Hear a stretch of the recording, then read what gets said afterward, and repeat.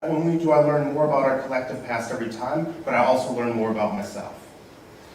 And Dante's tireless effort has sparked much needed conversations and ignited conversations across the country. As he stands here before you today as an advocate for justice, seeker of truth, and catalyst for transformation, I encourage you to listen with open hearts as he shares his insights, challenges our assumptions, and inspires us to build a world where mental health knows no barriers. If you feel challenged by what you hear today, I encourage you to lean in and explore that challenge and allow it to help you get a better understanding for the need of the systematic change we need in this country. Thank you for being here today on part of this occasion. Together, we can rewrite the narrative to be one of compassion, resilience, and healing. Welcome to UCSF Nancy Pritzker Building, and let our journey together begin. Thank you.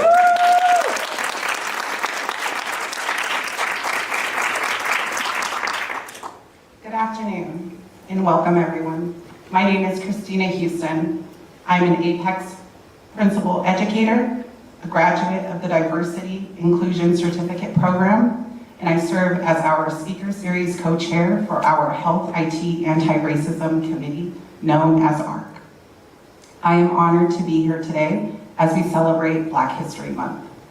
First, I'd like to start off with a land acknowledgement. We would like to acknowledge the Ramaytush Ohlone people, who are the traditional custodians of this land. We pay our respects to the Ramaytush Ohlone elders, past, present, and future, who call this place, the land that UCSF sits upon, their home. We are proud to continue their tradition of coming together and growing as a community. We thank the Ramaytush Ohlone community for their stewardship and support, and we look forward to strengthening our ties as we continue our relationship of mutual respect and understanding. Thank you. Now, I would like to introduce Erin S. Gore. She, her pronouns, is the Senior Vice Chancellor of Finance and Administration, leading over 250 employees across 9 departments, providing key central organizational folks we have on the phone. That's a little old school, on the Zoom. We are so fortunate to have Dante King as part of the broad UCSF community, and I will also say family. He is all of the wonderful things that were teed up. He is highly intelligent. He is a wonderful storyteller.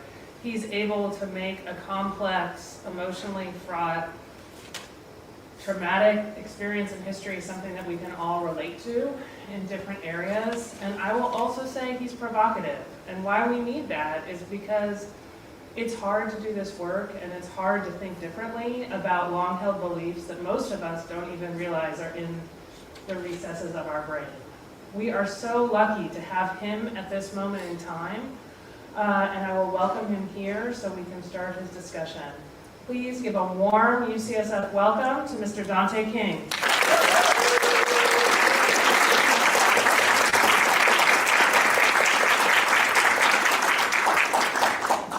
Hello.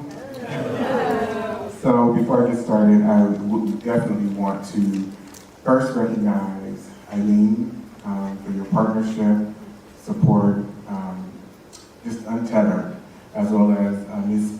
Melissa Bautista. Had it not been for her, Dr. Alicia Hill, I would not have been as present in the footprint across UCSF as I have been over the last 4 years. I want to thank you, Erin, for your leadership and authenticity. Dr. Alejandra Rincon, as well as Dr. Renee Navarro, and Alexis Cobbins, who's no longer here with UCSF. So I'm gonna try to do this different, a little different. Okay, can you still hear me? Yes. Okay, great. So I am going to jump in here. This is a 16-week fellowship that I'm currently leading with Dr. Robert D'Angelo. We just started yesterday, actually. And then there is an 8-week course that is featured on my website if anyone is interested in diving deeper into some of the things I'm going to present and share here with you today. So, quick quote by James Baldwin, who's one of my role models and great influences. The power of the white world is threatened whenever a black man or black woman refuses to accept the white world's definitions. So I'm actually going to be using some terms and definitions that have evolved here in our white culture, but I'm going to use them in ways that are necessarily untypical. So I'm going to give a trigger warning, and I'll be sharing a series of videos with you. So I'm giving a trigger warning for my entire presentation. Turn to the person next to you and say, this is for the entire presentation. So if anyone believes and says, he didn't give a trigger warning. Yes, he did. The other thing though too, and my work is for black people so that we can have a better understanding of our experience here in white America, as well as a better understanding of how this culture and its institutions evolved and how they impact everyone, not just black people, but white people, Asian people, and all other racial groups that are racialized here in this culture, in this country. And so I say that to say that if you are not someone who prioritizes the humanity and the upliftment and the care and concern of black people, this may not resonate for you. So turn to your neighbor and say, neighbor,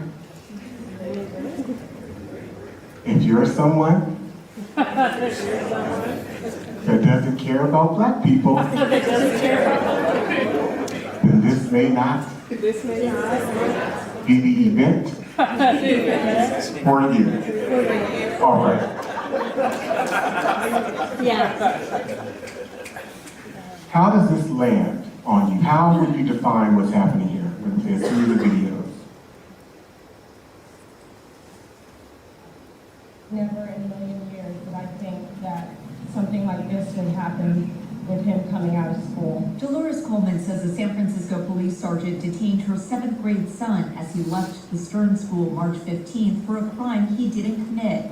Our black and brown children do not deserve this, and it really needs to stop. Attorney John Burris says the 13-year-old was racially profiled by Police Sergeant Para as he was getting into his tutor's car after school. There was no legitimate basis to stop this young man with only that he was black and African American. That in and of itself is not enough. According to Burris, All right, 30 seconds with the person next to you. How would you define this experience?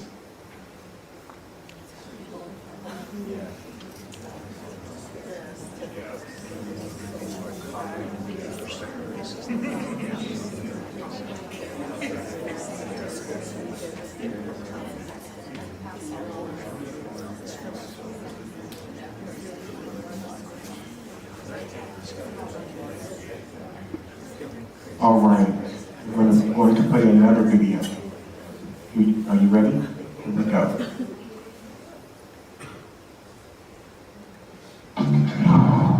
What is shameful in this country, this story right here. 4 black 12-year-old girls in Binghamton, New York were giddy and excited during lunch. 12-year-old y'all. Okay? The school, though, didn't like that.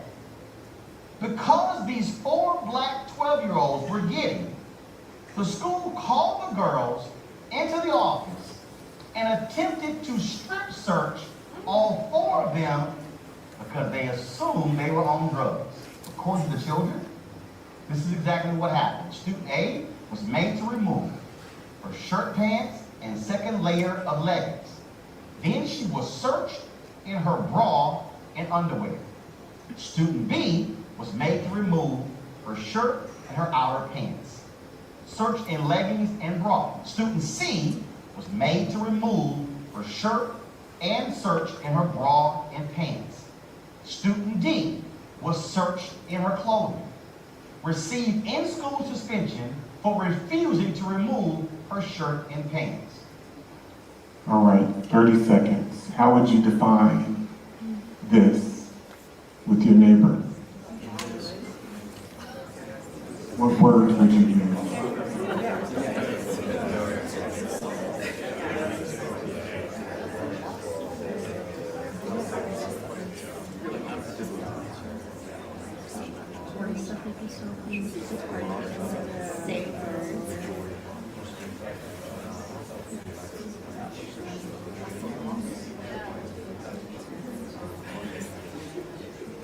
All right. Here we go. Here's another one. There were two girls actually affected by this policy, this hair policy. Now, they do have the option to return to classes, but so far they have not done that. Their attorneys say they plan to meet with school officials and their attorneys on Monday and hopefully work something out. Now, we're talking about that viral video that shows an 11-year-old girl in tears leaving her school because of her hairstyle. Well, today that same girl stood in front of cameras with dry eyes. Holding on to her family for support, 11-year-old Faith Finity stood in front of cameras wearing the same hairstyle that got her kicked out of school. The video of Faith leaving Christ the King School in tears has been viewed more than 2.5 million times. School officials say Faith violated school policy by wearing extensions in her hair. Today, her All right, 30 seconds with your neighbor. What words would you use to define this phenomenon?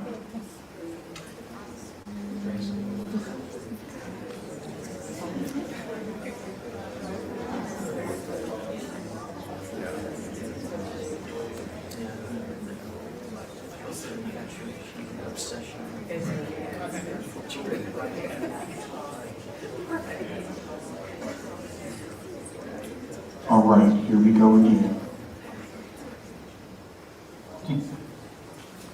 A white Greensboro, North Carolina woman is charged with assaulting 2 black kids in an apartment complex swimming pool. 62-year-old Kimberly Jennings, property manager of Sagefield Garden Apartments, is charged with 2 counts of simple assault on a child under 12. The incident was caught on the apartment complex's security camera. Jennings is seen here hitting and pouring drinks on the kids. What in the world? Okay, they were invited over by friends who lived in the complex, and she didn't think that they needed to be there. How would you just describe or define what's happening in this video? 20 seconds with your neighbor.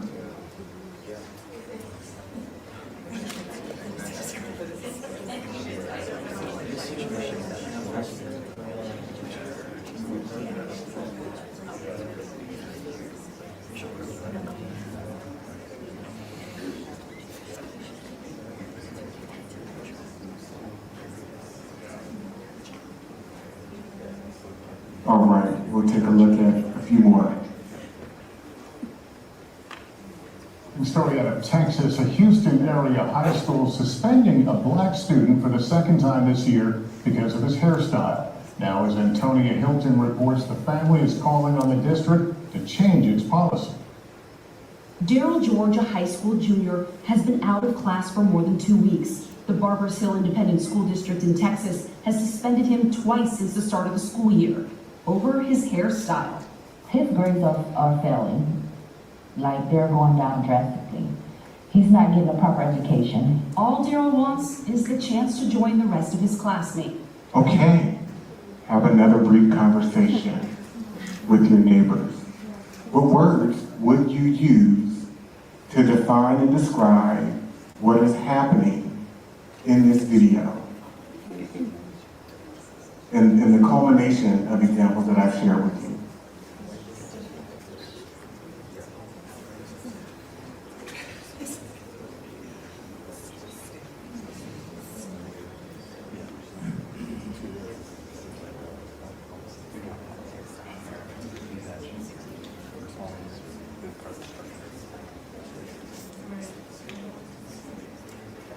All right. Here's one more. A black girl was arrested for,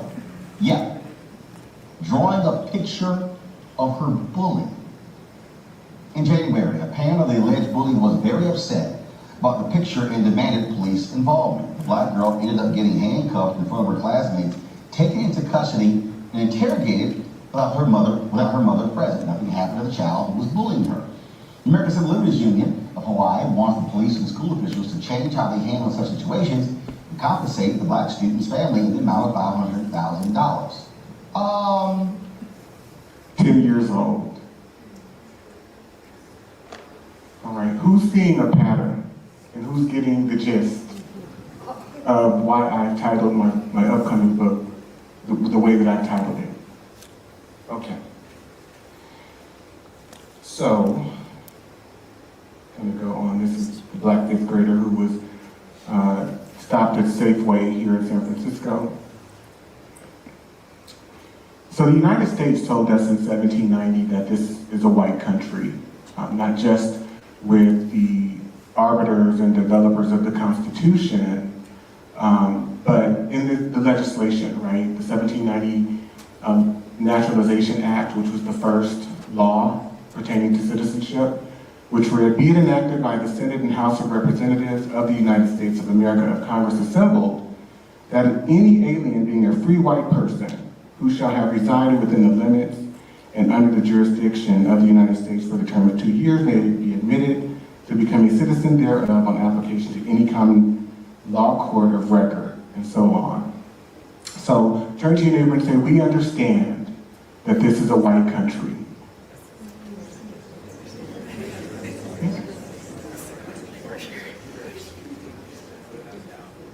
And so we have to then understand the context that evolves because of whiteness and how dangerous and violent whiteness is and has been, and the underlying foundational functions of race as whiteness, but as also anti-blackness.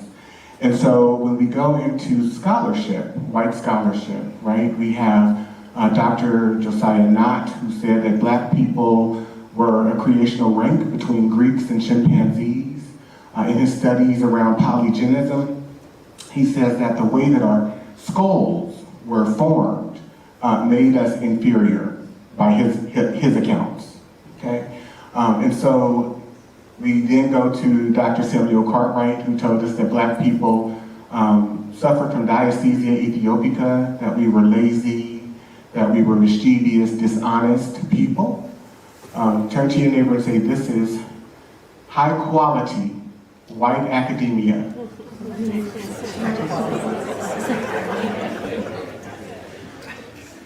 We then go to, Dr. Cartwright also surmised that we had lower lung capacity than white people. So that was a justification for us to be enslaved.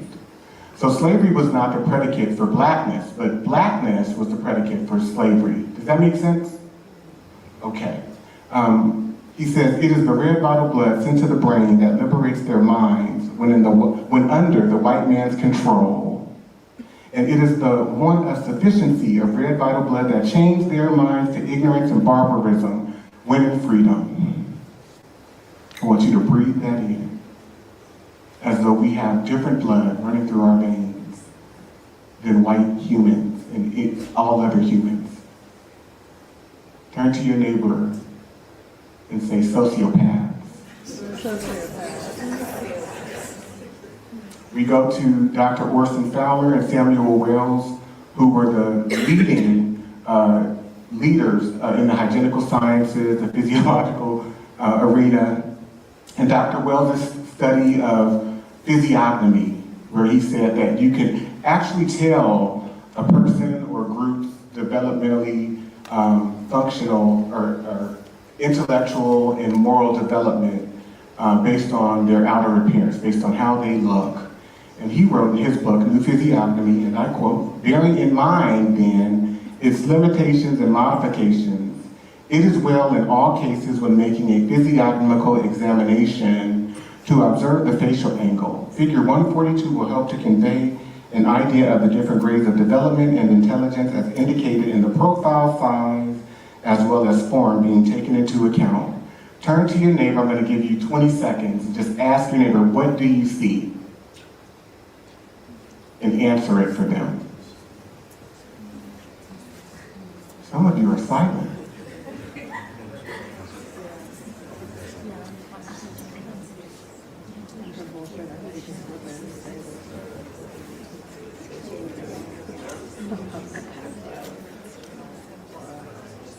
So let me tell you what I see, both in the video examples that I showed you, as well as these brief examples that I'm sharing with you, historic, but also mapping it into the present. I see terrorism.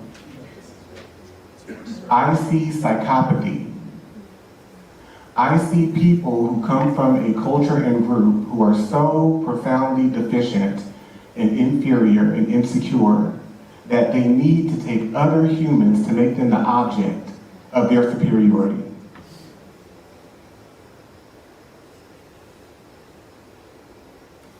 Meanwhile, white mediocrity and white deficiency can reign all day. John Corcoran, he says, I was a teacher for 17 years, but couldn't read or write. This is the value of having white skin. He said that teacher conferences, my teacher told my parents, he's a smart boy, he'll get it, and they moved me on to the 3rd grade. He's a smart boy, he'll get it, and they moved me on to the 4th grade. He's a smart boy, he'll get it, and they moved me on to the 5th grade, but I wasn't getting it. And so just having white skin affords, one, the ability to maintain what I have written in my work as cultural competences and beliefs. Does that make sense? So, here's a quick reflection question. I'll give you 2 minutes. In what ways do legal, religious, institutional, and cultural conditions, as well as academic and scientific theory and scholarship, contribute to the dehumanization of Black people and the further legitimization of whiteness as the standard for humanity and superiority? 2 minutes.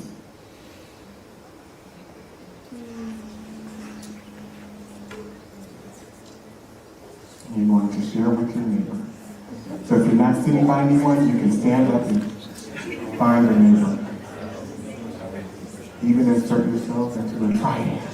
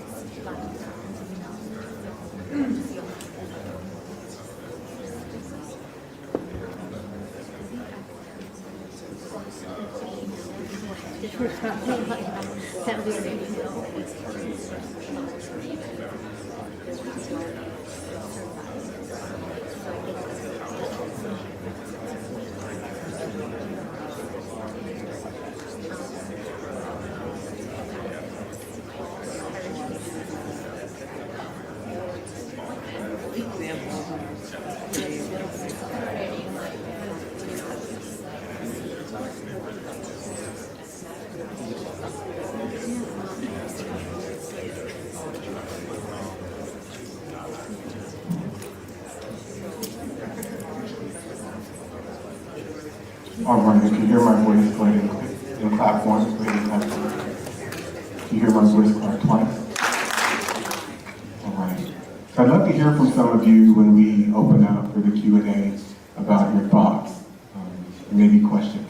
So let me continue on. Whiteness told us that only white women could be raped.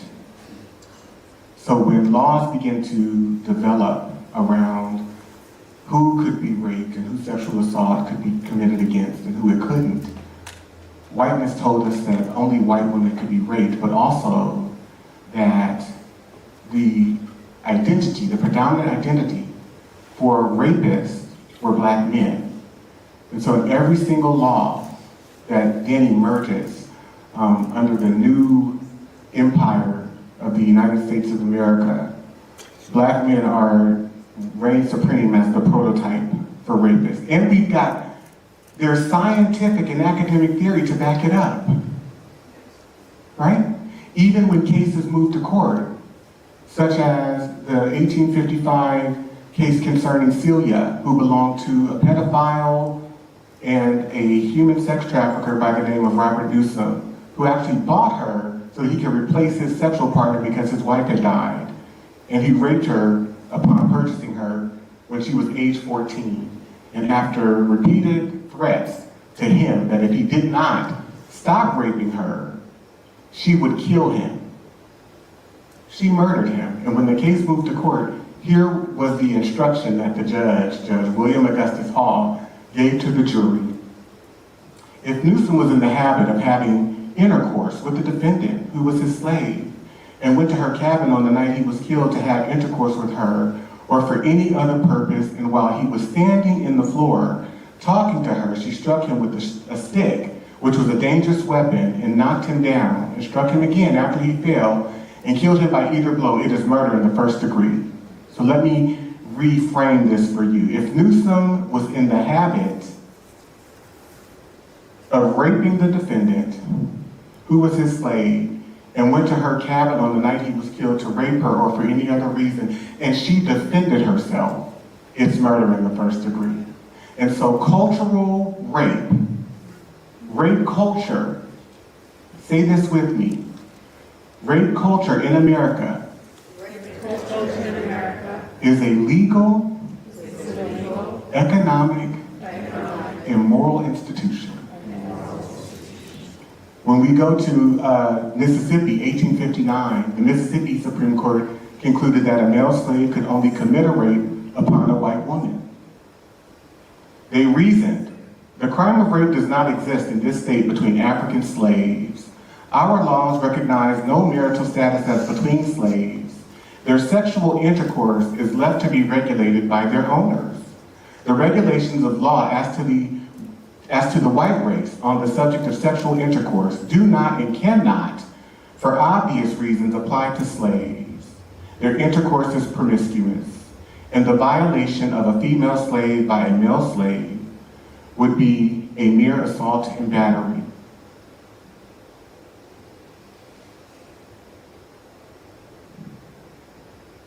How is this landing for you? Because it lands for me again as terrorism, as a nature that evolved and developed through psychological perversion. How many of you are following me? By show of hands. And yet, there's no discussion about the delusion and the perversion of whiteness. So the rape of black women and girls by white or black men was legal. Indictments were sometimes dismissed for failing to allege that the victim was white. In those states where it was legal for white men to rape white women, statutes provided less severe penalties for the convicted white rapist than for the convicted black one. In addition, common law rules both defined rape narrowly and made it a difficult crime to prove. During slavery then, the legal system treated seriously only one racial combination of rape involving a black offender and a white victim. This selective recognition continued long after slavery ended. We go to the Georgia Supreme Court in 1899. Turn to your neighbor and say, slavery's over. And they say that if you are black, you are a rapist, and if there's any evidence that were to arise to combat or to refute that the intention was actually to rape the victim, your blackness would trump that evidence. In Florida, 1918, the Florida Supreme Court ruled that black women couldn't be raped. Why? Because they are immoral. What has been said by some of our courts about an unchaste female being a comparatively rare exception is no doubt true where the population is composed largely of the Caucasian race. But we would blind ourselves to actual conditions if we adopted this rule where another race that is largely immoral constitutes an appreciable part of the population. So we go to the Supreme Court in 1927. They said that compulsory sterilization of the unfit and undesirable does not or did not violate the due process clause of the 14th Amendment. Chief Justice Oliver Wendell Holmes, he says, it is better for the world if instead of waiting to execute degenerate offspring for crime or to let them starve for their imbecility, society can prevent those who are manifestly unfit from continuing their kind. 3 generations of imbeciles are enough. Turn to your neighbor and say, neighbor. Neighbor. This is whiteness. This is also whiteness. We go to Brock Turner in 2016. So again, if you are white, you can be a rapist and still have the legal system affirm that you are a good person, you come from a good family. Prison is not the right decision or not the right avenue for your rehabilitation. So Judge Aaron Persky, he said, and in my decision to grant probation, The question that I have to ask myself again, consistent with those rules of court, is state prison for this defendant an antidote to that poison? Is incarceration in state prison the right answer for the poisoning of Jane's life? And in trying to balance the factors in the rules of court, I conclude that it is not. And that justice would best be served, ultimately, with a grant of probation. We then go to Jacob Walter Anderson, indicted on 4 counts of sexual assault, reached a plea deal through the district attorney, received 3 years of deferred probation, ordered to pay a $400 fine. Christopher Belcher. This week, Mr. Belcher, 20, was sentenced in the assault on and sexual attacks on 3 other teenage girls. Facing up to 8 years in prison, he was instead given 8 years probation by a judge who said he agonized over the decision. I'm not ashamed to say that I actually prayed over what is the appropriate decision, appropriate sentence in this case, because there was great pain. So have a brief 1-minute discussion. What connections are you making? And I'm not seeking agreement from white people at all. I don't prioritize whiteness or white people in my work in that way. I am speaking in particular to black people. But if you are an ally and you're willing to see this through another prism, other than the socialization of whiteness and white supremacy, you're invited to the party too. So turn to your neighbor and share, what connections are you making?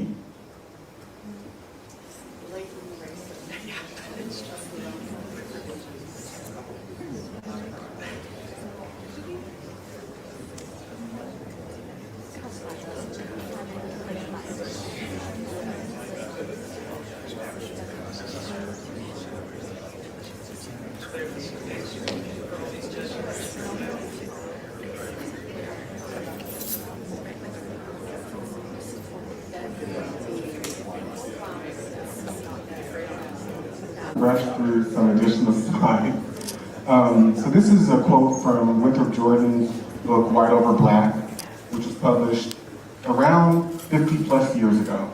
And he gives accounts in the first chapter. He talks about the first impressions that the English in particular had when they first came into contact with West Africans. He says, indeed, the most important aspect of English reaction to Negro heathenism was that Englishmen evidently did not regard it as separate from the Negro's other attributes. Heathenism was treated not so much as a specifically religious defect, but as one manifestation of a general refusal to measure up to proper standards, as a failure to be English or even civilized. There was every reason for Englishmen to fuse the various attributes they found in Africans.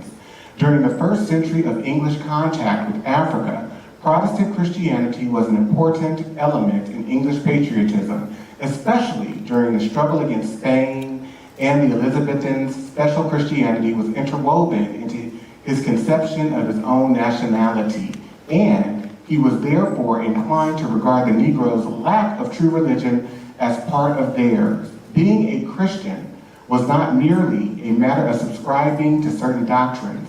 It was a quality inherent in oneself and in one's society. It was interconnected with the other attributes of normal and proper men, as one of the earliest English accounts distinguished Negroes from Englishmen. They were a people of beastly living without a God, law, religion, or commonwealth, which was to say that Negroes were not Englishmen. Far from isolating African heathenism as a separate characteristic, English travelers sometimes linked it explicitly with barbarity and blackness. They already had in hand a meditating term among these impinging concepts, the devil. As one observer declared, Negroes in color, soul, and condition are little other than devils incarnate, and further, the devil has infused prodigious idolatry into their hearts, enough to relish his palate and aggrandize the tortures when he gets power to fry their souls, as the raging sun has already scorched their cold black carcasses. So how many of you can see and understand that this mindset, this psychology, has transcended and it has been passed down generation by generation by generation through laws, through education, through cultural norms, through cultural customs around what's appropriate, what's not appropriate, what's right, what's wrong, who's wrong in any given situation, and the predicate has been color. All right, so white people suffer from a lack of impression management concerning themselves and others, especially black people. This truth has persisted throughout the ages. The historical record has well documented white people's narcissistic personality disorder and insecurities, along with their internalized distortions, fear, and perversions about African people.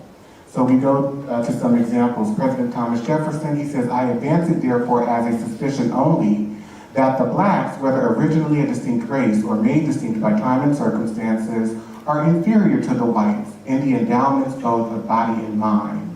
President Abraham Lincoln, he says, "I will say then that I am not, nor ever have been, in favor of bringing about in any way the social and political equality of the white and black races, that I am not, nor ever have been, in favor of making voters or jurors of Negroes, nor of qualifying them to hold office, nor to intermarry with white people. And I will say in addition to this, that there is a physical difference between the white and black races, which I believe will forever forbid the two races living together on terms of social and political equality.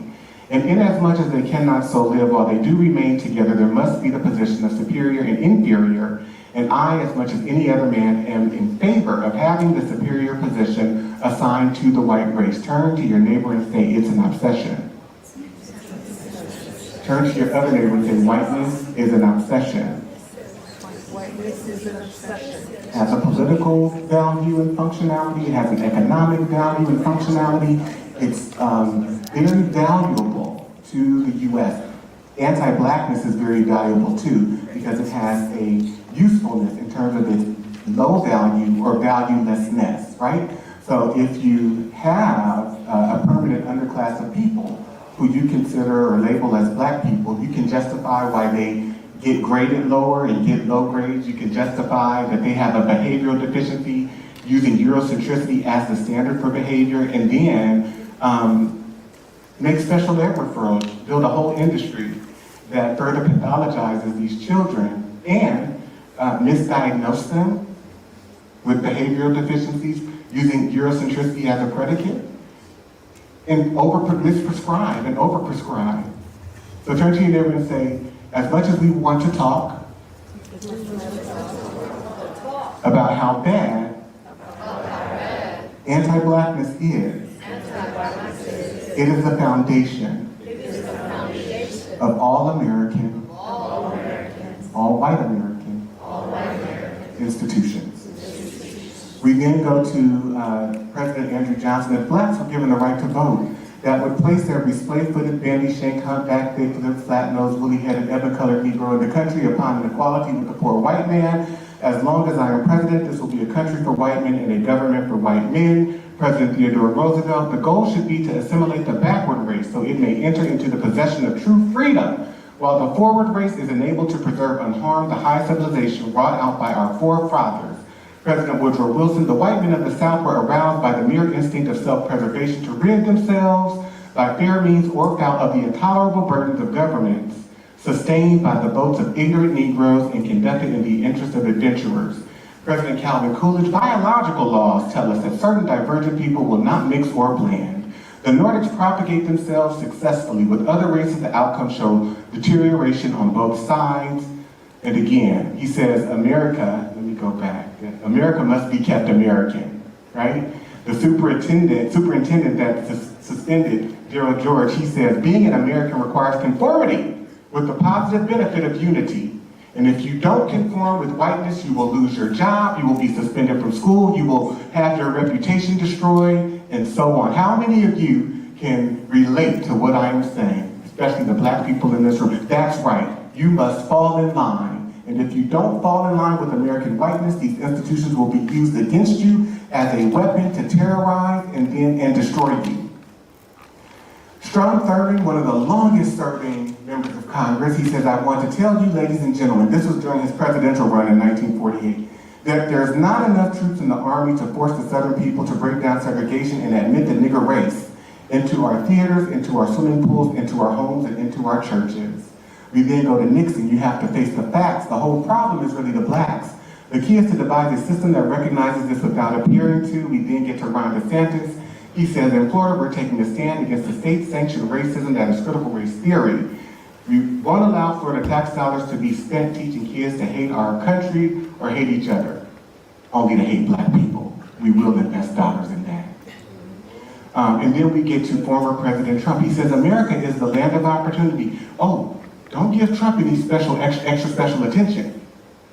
He's following the same psychological, cultural patterns and processes that have built the foundation and the operations and functionality of this culture. You all see that, right? So turn to your neighbor and say, Trump, finally in context. He's a reflection of everything that white America values. The celebrity, the maleness, the cisgenderedness, the heteronormativity, the patriarchy, the economic positionality. This is America's best. Turn to your neighbor and say, he's America's best. America is the land of opportunity. However, the influx, it needs to be kept to a certain level. They're destroying the blood of our country. They come from Africa, they come from Asia, they come from... Are you all getting the picture? Have I given you enough examples? I have more. Okay. We're not a racist country. So we have it written in the law, you can rape black women. But we've never been a racist country. This goes beyond gaslighting, and it's rooted in psychological delusion. Okay? So anti-blackness is a white American legal, social, cultural, economic, institutional values and belief system. I'll say this. If you haven't gotten this definition already, get my book, The 400-Year Holocaust. It's in there too. It'll be in the new one as well. I'm going to close because anti-blackness, although whiteness and anti-blackness, white psychopathology and anti-blackness were created and developed by white people, they've been disseminated throughout the culture. And so we see our Latinx folks who have been psychologized with an anti-black as well as pro-white psychology. Our Asian siblings as well. And Dr. Claire Jean Kim, in her book, Asian Americans in an Anti-Black World, she says, white supremacy we can think of as a force that lifts up white people and pushes down all not white people. Anti-blackness, on the other hand, pushes down all black people, pushes down black people, and lifts up all not black people. So you can immediately see that Asians, as are other groups, are in an odd configuration. She talks about racial valorization that's given to Asian people, certain Asian groups, that white people have prioritized in this country. And so this is supported by people like Madison Grant, who created a racial ladder back in the early 20th century in his book, The Passing of the Great Race, where you see here he qualified non-Negroes as being more intellectually, morally superior than Negroes, right? And then we were told that Asians were smarter than whites and whites were smarter than blacks by two behavioral health experts, right? And with the introduction of the bell curve. And so, let me close. American culture socializes and trains people to develop, possess, and operationalize innate compulsive psychological and emotional reflexes and impulses that react negatively to black people, especially black people who do not conform to and or emulate white sociocultural standards. And so even black people have adopted an anti-black mindset. We see that in this example with social media influencer Tarek Ali. One thing I hate about dark black women is they always loud and smell rank. If I did date females, black bees would be the last thing. We go to Dr. Jackie from the hit show Married to Medicine. She said that black women were too dramatic. And when they go to the doctor, the reason that they're not believed many times during their pregnancies is that they're reaching out to the doctor 25 times, and when something is finally wrong, the doctors think that they're crying wolf. Meanwhile, black women are how many more times likely to die? 3 to 4 times more. So you even have this psychology that we have ingested just as much as white people. So,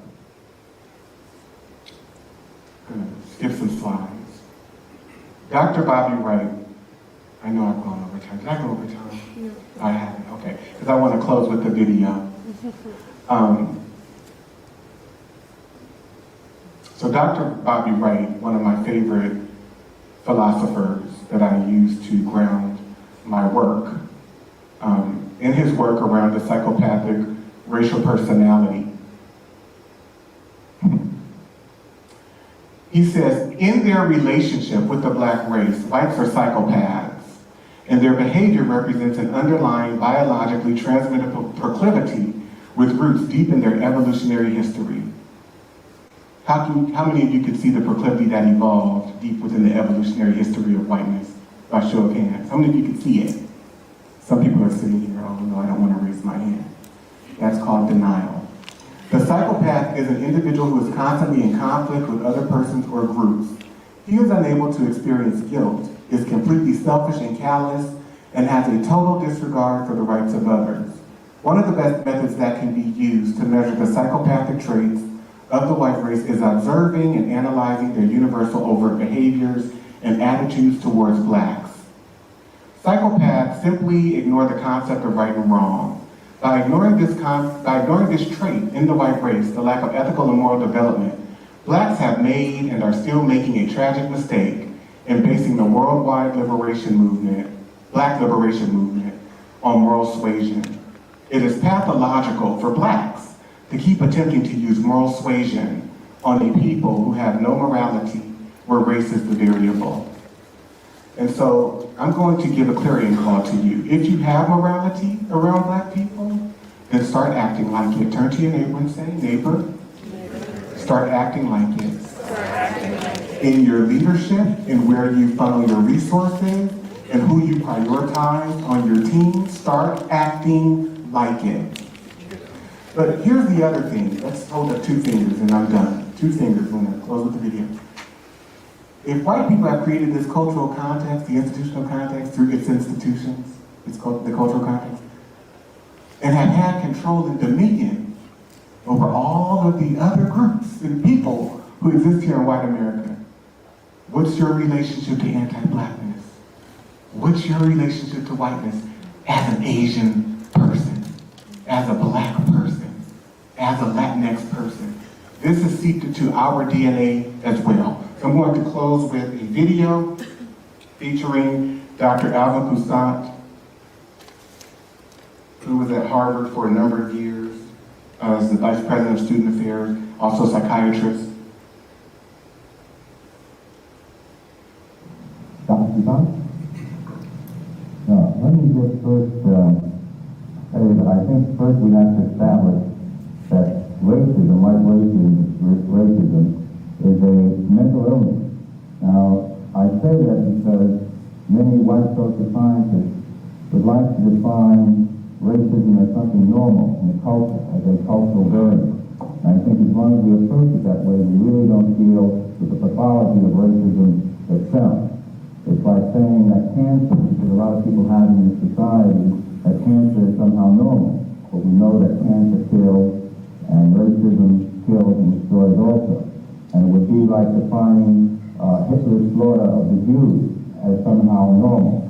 And I think we have to face the fact that racism is a mental aberration.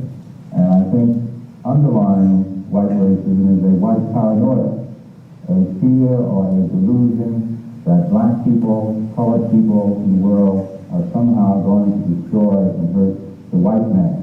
And it's very convenient, I think, for whites to project their impulses, their unacceptable feelings onto blacks, and pretend that they're the wholly good ones and make blacks the victim. So I think that racism is something that doesn't only affect the victim, that is the black man, but also affects the victimizer, the white man, and it's bad for his mental health too, because he doesn't face himself honestly.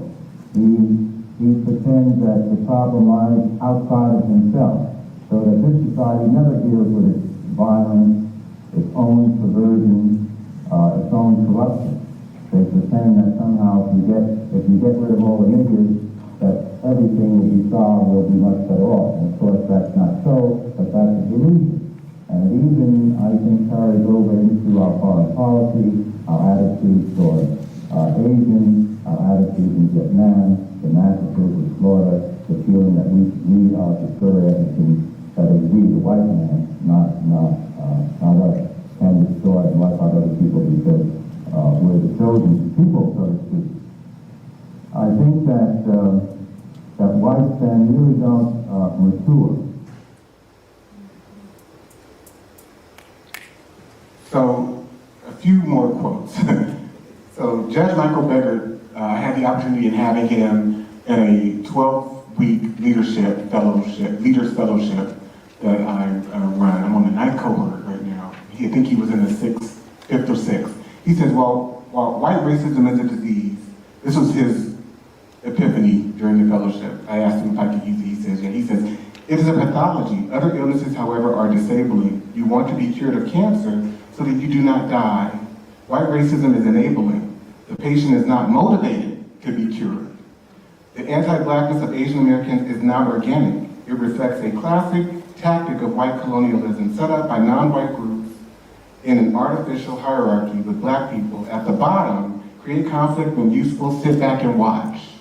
How many of you can relate to this? Okay. Dr. Aruna Kilanani, she goes, I think so. I think whites are psychopathic. I think there are many lies, the level of lying that white people do that has started since colonialism, we're just used to it, such as every time you steal a country, you loot, you say you've discovered something. We don't say that we've killed all these people, we got rid of the Native Americans. We say we discovered America. You don't talk about the level of death. So, she says you don't talk about the level of what actually occurred. You wipe the slate clean, you sanitize the violence, and you actually got lost along the way. You tried to go to India, then you say you discovered something. And this level of discovery is everywhere. You discovered vegetarianism, you discovered yoga. Everything is a discovery, and it's all actually stolen. Turn to your neighbor and say it's all stolen. So I'm going to end actually with a quote. I think I passed that one and try to find it. But Dr. Sarah Hart, she made my heart glad, actually. She left a comment on my social media, and I found it and I asked her if I could use it. But she said in this quote, let me go back. Here we go. So white supremacy is diagnosable in individuals, systems, and society as a whole. It's a delusion. Any idea of someone who is fundamentally superior based on race, appearance, wealth, etc. is delusional thinking. In training, we are routinely advised to let people have their racism, homophobia, white supremacy as a personal belief that is not a problem unless the client says it's a problem.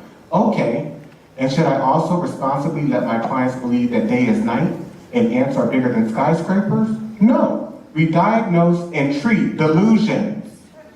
Thank you.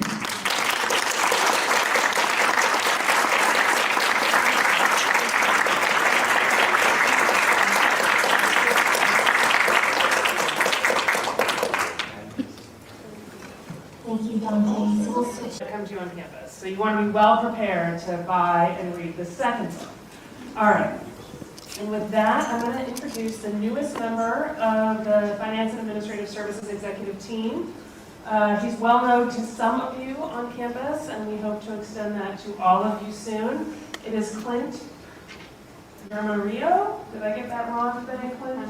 Jaramillo. I'm going to work on it. It's my honor to give a brief introduction.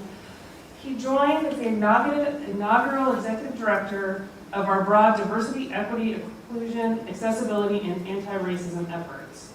He joined UCSF in 2016 as the director of the LGBTQ Resource Center after serving as the associate director of UC Santa Barbara's Resource Center for Sexual and Gender Diversity.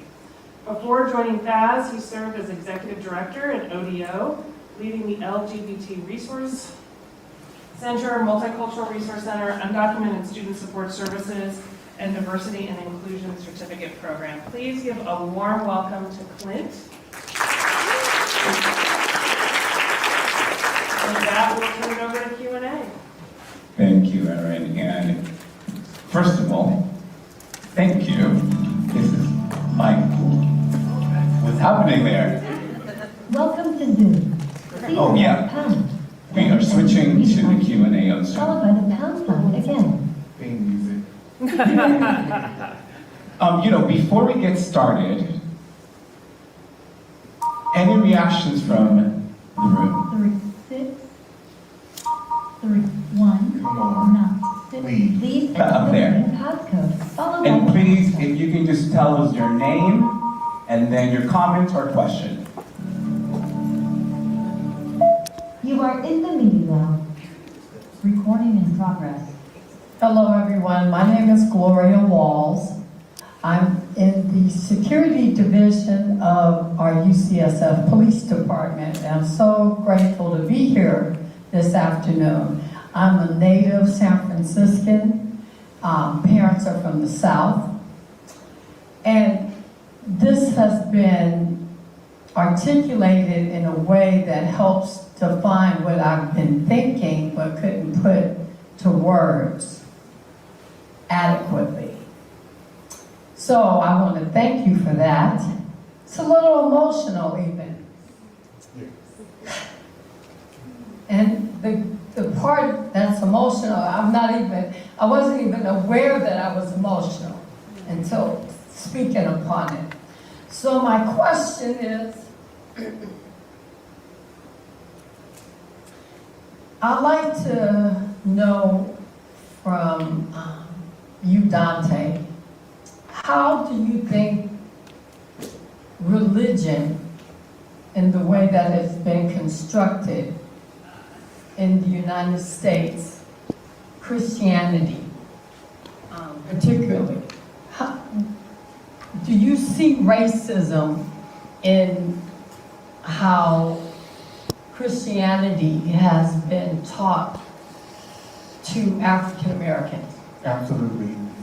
And that's Thank you. So first of all, because my spirit is guiding me to do something, so I just want to follow it.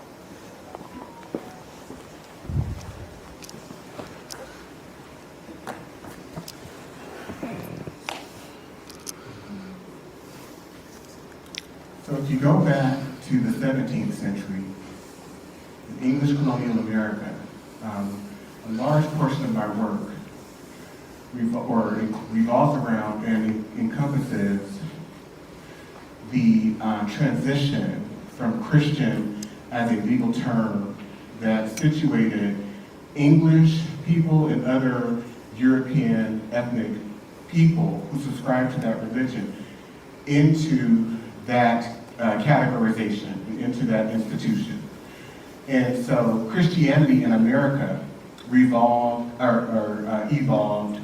as what I refer to as a cultural, organizing, and regulatory institution, similarly to race. It functioned in the same way because it provided freedom under English common law. Christianity provided freedom to people based on their identity. And so before the English transitioned to using the term white, which evolved in or around, I would say between the 1670s, in the 1730s is where you begin to see the usage of whiteness as a replacement for Christian and freeborn, because prior to that they were using English, freeborn, and Christian as legal terms that were instituted in the colonial laws, okay? It's not until in or around, and there's one law that I refer to in 1667 that establishes that Indians and blacks, people who are of an enslaved status, are going to be admitted into Christianity.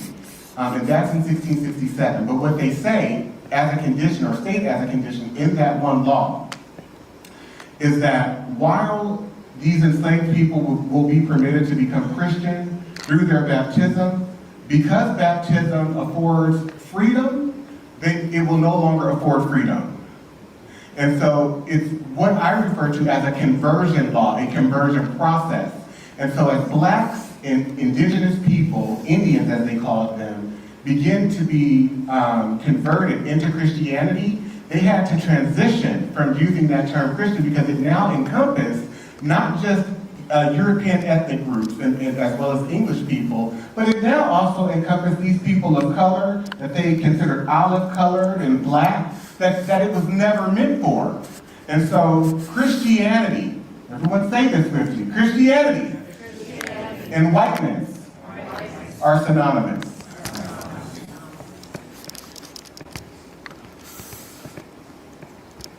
I want to thank you for opening this conversation, and something that is important in your work, and you highlighted it today, was that your work is for Black folk.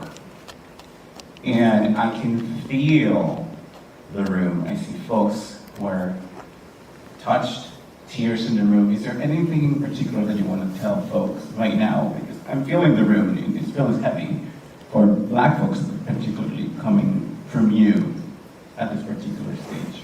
In your work, any hopes that you want to just get across for folks in the room? Well, I want to thank my sister who opened, because she said it all in terms of how this experience and how my words resonated with her. She said, this is what I've been feeling, but I haven't been able to articulate it. And I want to just ask, how many other Black people in the room share that experience, that I presented something? I'm going to ask you to stand. I presented something here today that is your life experience. You've been experiencing it, feeling it, but you've not been able to articulate it to this degree. And I want everyone in here to look around the room. And I want to say this for the record. Please keep standing. So if there are any surveys given about this event, these are the only ones that matter to me. Does that make sense? So, thank you for standing. And so, I'm really passionate about this because everything in this country is pro-white. It's pro-white, it's what we learn. It's like even when I'm giving trainings or teaching courses sometimes, I remember I was doing a training, 3-year project for the San Francisco Police Department, and I had a sergeant just have a breakdown, and she's like, why are you just focused on Black people? It's just black, black, black, black, black. And I said, this is part of the sickness. Because I'm sure you went through the same primary education system I did, where you learned about all white people, predominantly white people, how great they were, their humanity was humanized, they were our cultural heroes. You went from preschool to kindergarten, 1st through 12th grade, and you probably never once uttered, why are we learning about white people? It's just white, white, white, white, white. Turn to your neighbor and say, that's how insidious the sickness is. That's how insidious the sickness is.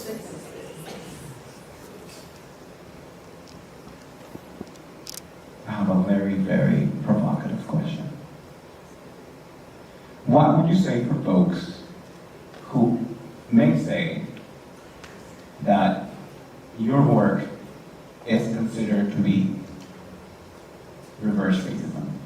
Because you're not talking specifically about whiteness or the ways in which white people are being affected by this. I don't make room for that. What do you think about reverse racism, for example? Some folks believe that's true, right? Some folks believe that ants are biggest skyscrapers, right? So, I mean, it just really goes along with the nature. It's a part of the pathology? Yes. Expand on that. So where's the evidence to back that up? Because what I'm presenting to you is not just an opinion or something that I came up with overnight. I didn't think, oh my goodness, there's something wrong with the society, or, you know, whites are psychopathological or any of this.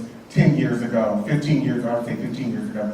I didn't think anything of this. And when I began to look at these laws and really understand that white people were explicit about writing their motivations into the law, that it's okay to rape black women, it's okay to rape young black girls, it's okay to set up black men in wooden cabins to rape young black girls and black women and create an economic institution out of it.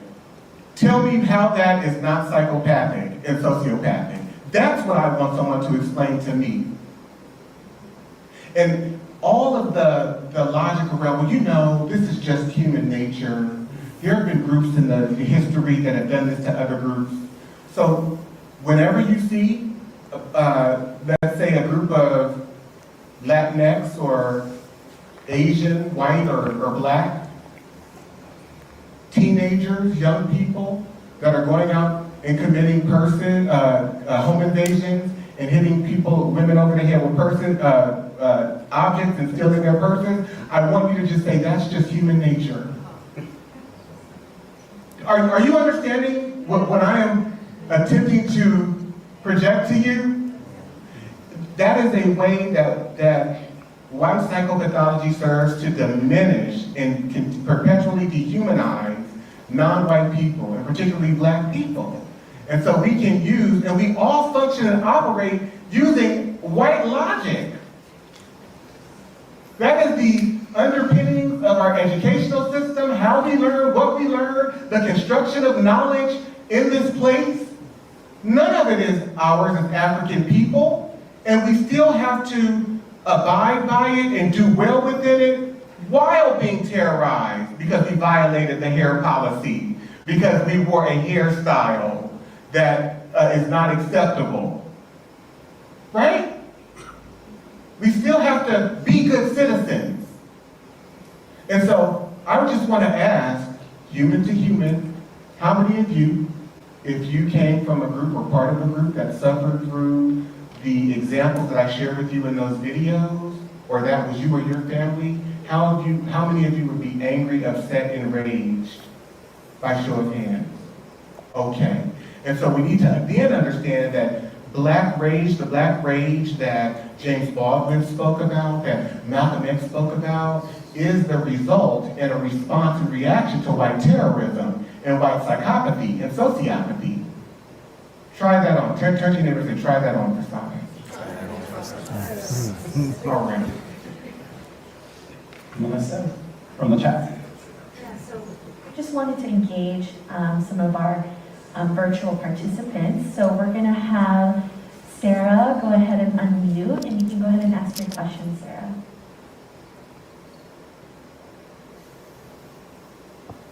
Thank you.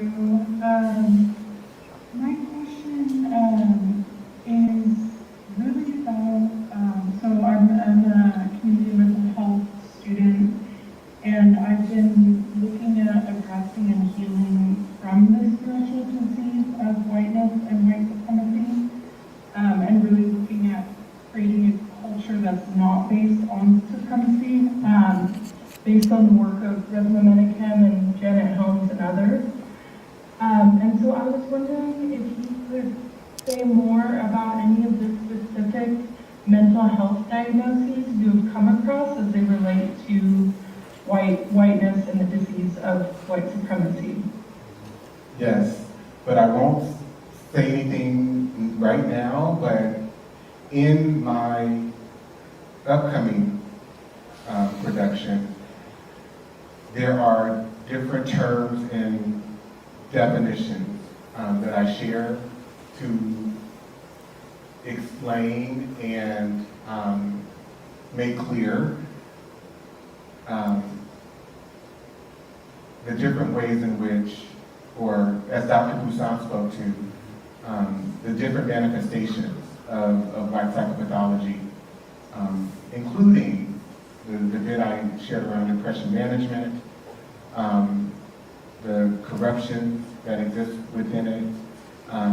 We refer to things as double standards. It's not just double standards. What's the underpinning? What's the underlying influence and dynamic that exists there that would create such a double standard that when someone of this color goes out and commits rape, they don't deserve to be sent to prison or rehabilitated, but when someone of this color does, they do. Look at a new neighbor in the room, just make eye contact with someone else, and look at them and lock eyes and say, that's crazy. Thank you for your question. Thank you. So just to build on that, one of the questions that some folks asked has been just the process of your second book. Any key learnings or challenges that you found as you were exploring your second body of work? No, there is an abundance of evidence that just evolves every day. I mean, with this, with the rise to political influence and celebrity that we've seen with Donald Trump, that just put the cherry on the top of the cake for me. So this is everything. It just it proves and it furthers the argument, right? My work is not conclusive. Everyone's not going to agree with it. I get it, right? But even before Donald Trump was convicted of rape civilly, even before like all of these things happened, you still have a person that by whiteness, by the standards of whiteness, is incoherent, inarticulate, right? Unable to have a informed discussion and conversation on any topic. Everything is big or it's a lot. How many of you are following me, right? None of us as black people, we couldn't even keep jobs as janitors if we showed up that way. And yet this man represents the white collective body politic. This man represents the standard that we should be reaching and striving for as Americans. I don't know if there's any more of a delusional example than Donald Trump. And I'm not talking about his politics, I'm not talking about anything about where he stands politically, because while he can be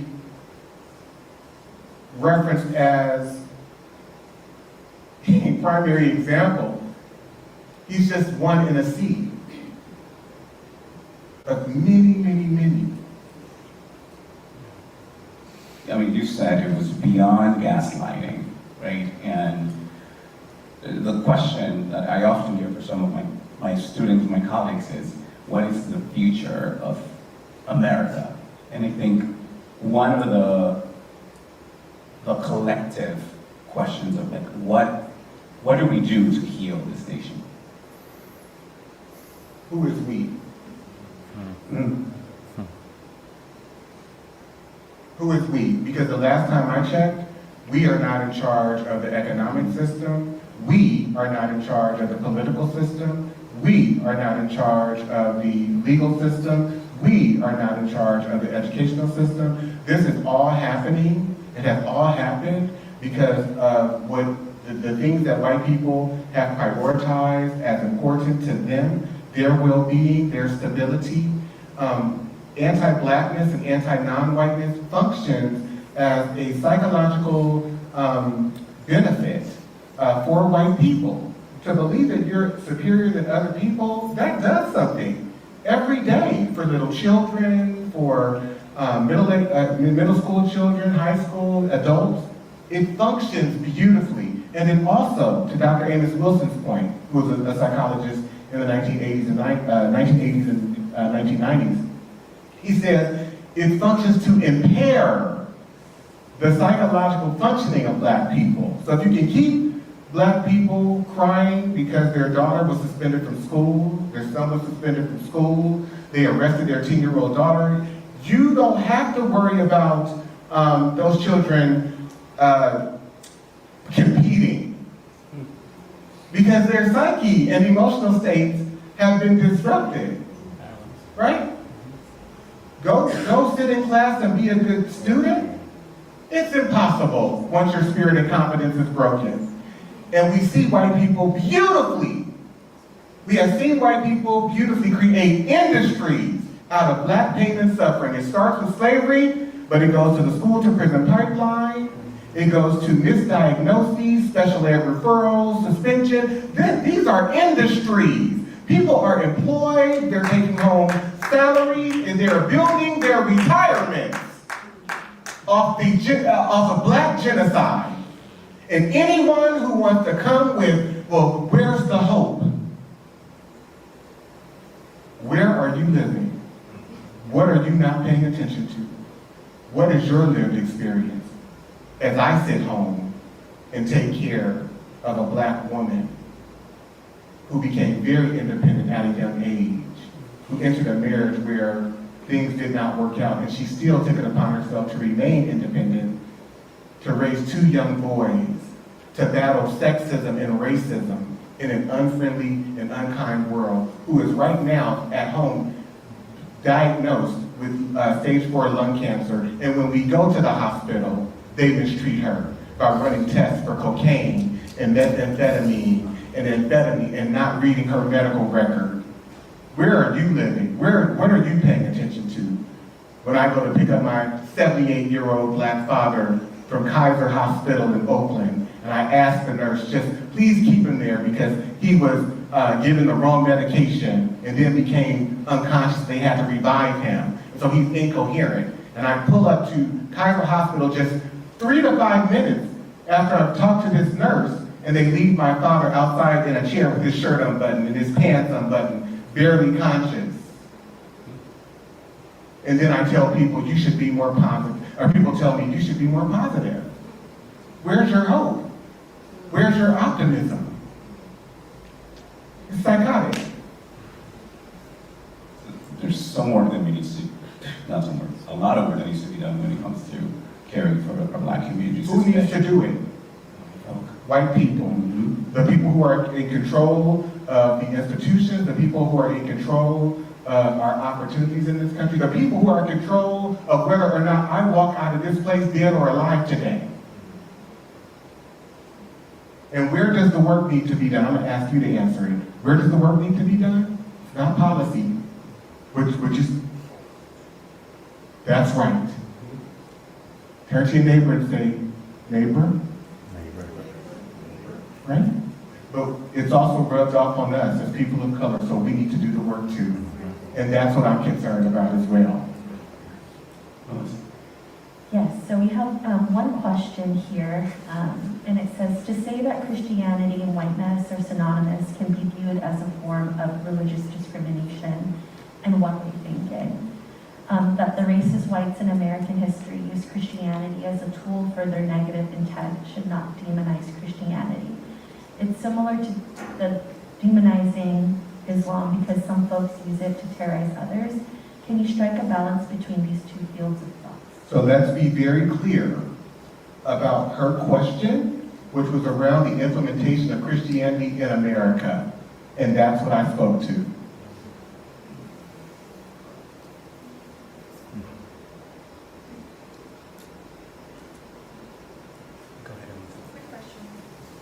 We understand there is a problem. We all agree. I'm pretty sure at the time we said there is a problem. We definitely agree with that. But in your suggestion, where should we start? If we have to take one message from you, that I'm going to believe everything you said by heart, by my action, where should I start? Start by deprogramming and reprogramming yourself through the education concerning the history of this country and its influence on the present in terms of how we function as a society in present day. But it's got to start in a retrained and reformed psyche. It's just extending my question. So, as you said, I agree that the place by now, it's probably my second nature. If I'm one of those who believe that, you know, my race is superior, by this time I've been raised a certain way, so it's my second nature. So the ground root or the cause is where I've been coming from. So it should start at elementary school or somewhere where we have to change, just structurally change the way we are raising our kids. That's right. However, to your point rather, we see right now in this country more than 40 states that have either written resolutions or policies and laws to block certain types of information from being taught, particularly spotlighting African American history, African American courses. So if we can't even face or confront the truth or have the freedom to be able to tell the truth from our experience, from our vantage point, then how can we even enter into conversations or discussions around any types of freedom? There's no such thing as freedom in this country. We are ruled by white people. We're ruled by white institutions. And I think the people who have more of a hard time facing that are people who believe that class is the issue. It's really not race. And if you believe that, I'm going to implore you to pull up an article. It's called, the New York Times published this. It was a study that was done. The Punishing Reach of Racism in America, where they studied thousands upon thousands of young black boys and young white boys who grew up in affluent homes. They grew up in affluent families. They were not middle class, they were not poor. Most of the young black boys ended up poor, lower middle class or middle class. Okay? They did not maintain the wealth. White boys that grew up affluent, most of them remained wealthy, upper middle class or middle class. And even white children, white boys that grew up poor, most of them ended up rich, upper middle class or middle class. So turn to your neighbor and say, it's not about class. It's not about class. It's about anti-blackness and white supremacy. And white supremacy.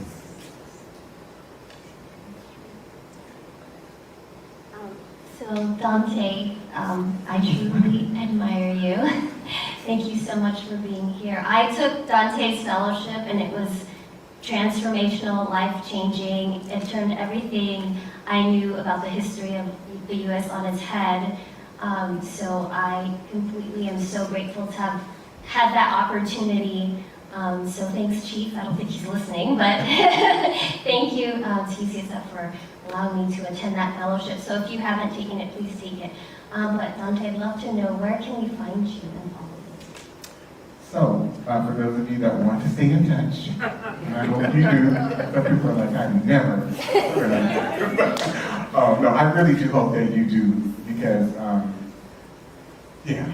so you can go to my website at danteking.com, and you can also either reach out to my assistant, one of my assistants is here with me today, Marcel Walker, at marcel@danteking.com. That's marcel@danteking.com. Or my executive assistant, who is Jayandra Henderson, and she is at jj@danteking.com. And I also want to say that I would not be able to be out here or anywhere doing what I do if it were not for this individual here, Marcel, so I want to give him a hand. And Jay